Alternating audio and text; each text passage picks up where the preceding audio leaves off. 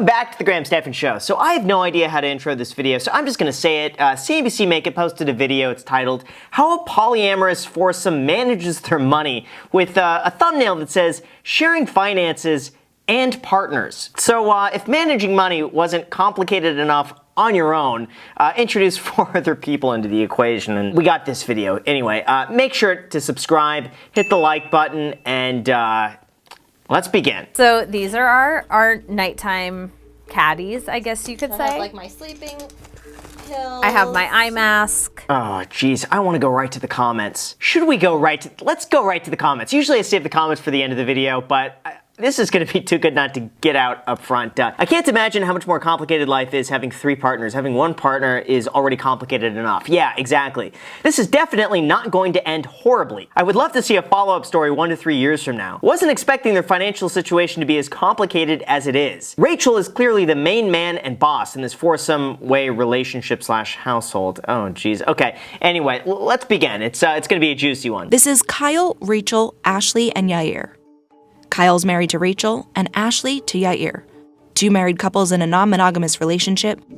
A family of 4. I'm about to say, like, why not just be roommates at that point? But you complicate everything. It's too complicated. That's the way I see it. It's too many chefs in the kitchen. We'll put it that way. I don't know. Too many backseat drivers. Our sleep schedule is interesting. We go typically on a rotation, meaning like if it's from my point of view, let's say tonight's with Kyle, then the next night is with Ashley, and then the next night's with Yair, and then next night's with Kyle. What does that have to do with finances? I was expecting this to be purely like, hey, here's how we budget, here's how we split the money, not their sleeping schedule. Again, like, I'm not saying this to, disapprove of anyone's lifestyle. Honestly, I don't care what people do, as long as it doesn't negatively impact me. I don't care. But it's just interesting. That's all. Very clear that we had a lot in common and hit it off. And within 48 hours, I was talking with Ashley, who messaged me. I thought she was absolutely gorgeous and then was so excited. After talking with Ashley for a day, I realized that she and Kyle were like 2 peas in a pod. So I asked these 2 if I could bring Kyle into the group chat. We started a group chat of 4 people. And literally from that day, we have not stopped talking, and now we live together and share a home. Okay, so they're about 2.5 years into this. I'm with the comments. I want to see like how this plays out over 10 years. Again, I'm not one to judge. It just seems mixing finances with 4 people. You're running a business at that point. Like, there's a reason why businesses don't commingle the funds between all of their employees too. I mean, there's a very structured hierarchy in terms of where the money flows, who makes the decisions. I am curious. Just imagine trying to figure out where to go for dinner. Like, I have a hard enough time with Macy. Like, hey, what do you want? Do you want this? She's like, no, I don't want that. What do you want? You want this? No, I don't want this. Imagine that times 3. We share finances, we share a home, we share a dog and a cat and all of this. And partners. And partners. Yeah. A lot of things we'll share. Like that jacket. This jacket. No. Oh, this one. This one is you. Yeah. It's fun to be able to put on something that like I would never buy for myself, or frankly even pick up off the rack. Yeah, it's one thing sharing clothes. It's another sharing bank accounts. 4 people just means 4 ways this could go wrong. That's the way I see it. All 4 of their incomes go into an account, and those are the funds they use to pay for everything together. I think that if we took a look at it, there would be more clothing than perhaps we are front of mind aware of. What's the point of that? Why don't they each have 4 separate accounts that they all contribute into for one main account to pay for expenses? Like, let's just say their rent is $2,000 a month. Why don't each of them just contribute $500 a month from their own accounts? Why mess with it in one account, trying to keep track of who contributes what? And what if one person contributes 10 times more than the other? How does that get divvied up? Doesn't make any sense to me why they'd want to do that. I mean, it's like taking a situation that doesn't have to be as complicated and then just messing it up. I would just keep separate accounts for everything. It just makes sense. Put the lease or put the house in one person's name. They're responsible for that. Make people responsible for different things and just divvy it up from there. We want to do this next year. What's that going to look like? Will you give me that? Right. Why don't you hold this not a lot of cash happening this week, but why don't you take care of that part? And I'll write the check for her too, Okay. so she can have a cash tip. Great. Okay. Oh my gosh, it's like a business meeting going on there. They're holding meetings in the living room about their finance. This should not be happening. Why? Why are they doing this? We really try to let everybody live organically and do what they want, and then we come back and Who's doing the audio on this? live organically and do what they want. The audio is just so, I don't know what the word is, overexposed.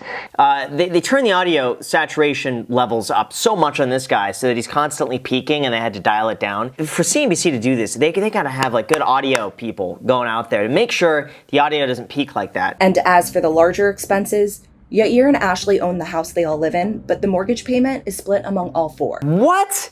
That is a terrible, terrible, terrible idea. You don't do that. So here's the deal. If one person owns the home, but then all of a sudden all the other people are paying towards that mortgage, if they split up, those people could come after him and say, hey, I contributed to the mortgage on this property, even though the title's in your name. I was the one that was paying a percentage of this, and I am entitled to the profits of this property or my equity in this property that I contributed. All of a sudden, that person's gonna have to say, well, I don't know.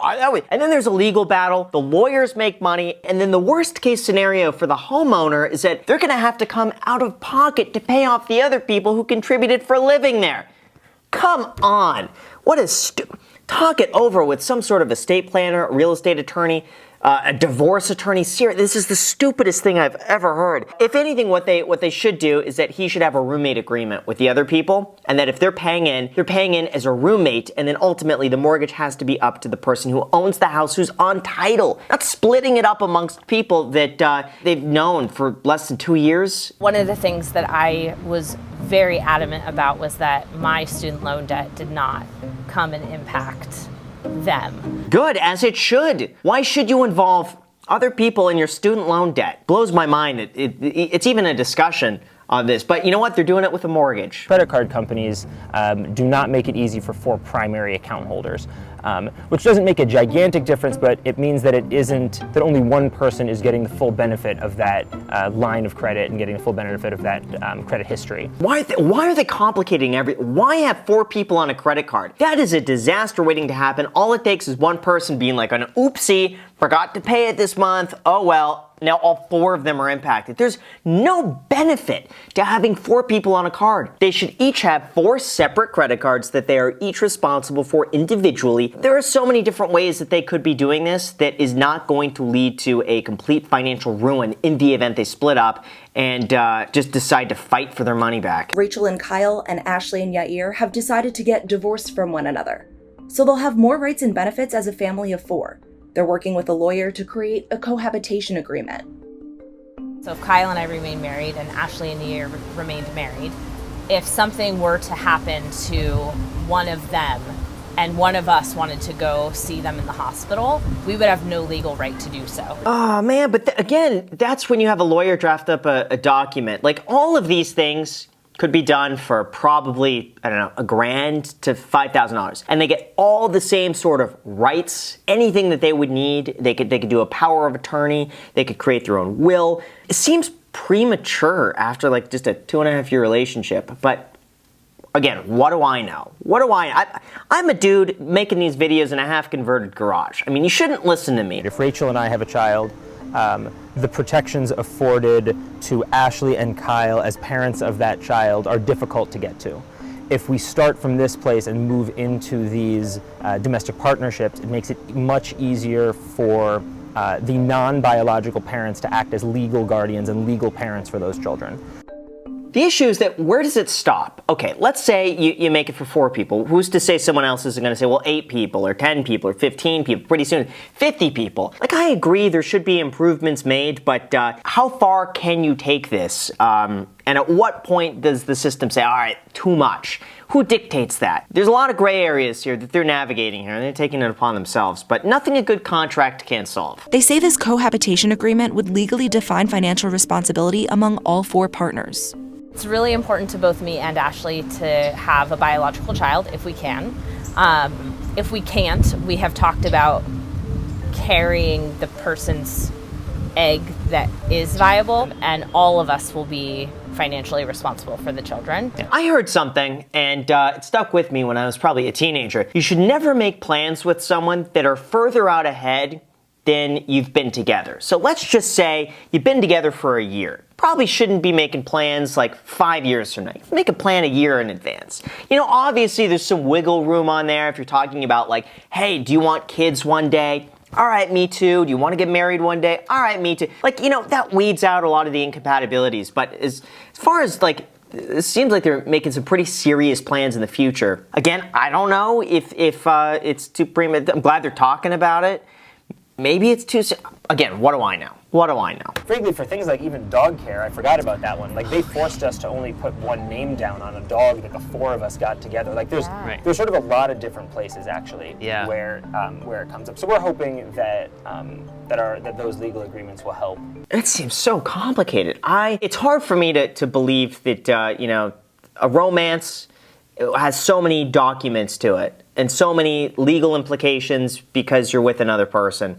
Some of it I understand, I get it. You know, hospital visitations, child rights, stuff like that. You know, I understand that, but I don't know. It's overwhelming for me to ever comprehend or think about. I guess that's the point I'm getting at. This is all costing them more than $10,000 in legal fees. So in that way, you know, we are investing in ourselves to make sure that legally we're all set up as best as possible. Because it's important. All right, let's go back to the comments, see what other people are saying about this. This is so complicated and probably will end the relationship. Why not split up just the basic bills? Rent, light, water, etc. Trying to share a credit card and tracking every expense among the four is doing the most. Sounds like Rachel's plan, and she is defiantly in control in this relationship. I kind of agree with that. It doesn't make any sense what they're doing and why they're doing it. When there's so many simpler ways to do something, but it's complicated. It's hard to find just one partner while these people manage to find more than one. Unbelievable. Graham is gonna have fun with this one. For sure, I'm looking forward to his take with a lot of laughing emojis. Like I said, I don't really care what they do. You know, they're not hurting anybody. But when it comes to finances, I am so worried that this has a high likelihood of, you know, something happening, minds changing, one person wants out, one person doesn't, it gets ugly. There's so many different things that could go wrong here. And that's why I believe it's probably not a good idea to commingle funds to this degree, but you know what? Again, like the comments say, wishing them all the best. I wish them the best of luck in their endeavors. Thank you so much for watching. Also, feel free to add me on Instagram. Again, thank you so much for watching, and until next time.